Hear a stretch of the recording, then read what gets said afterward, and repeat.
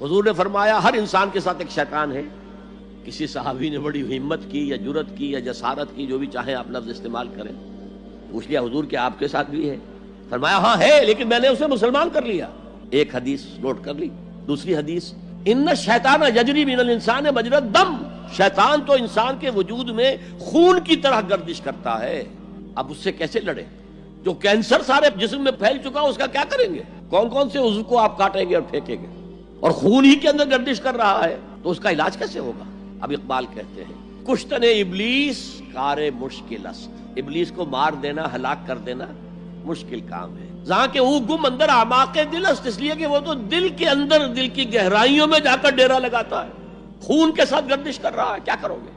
खुश तरह बाशद मुसलमानश कुनी, बेहतर यह है कि उसे मुसलमान कर लो। कुश्ते शमशीर कुरानश कुनी, उसे कुरान की शमशीर से उसका कला कमा करो।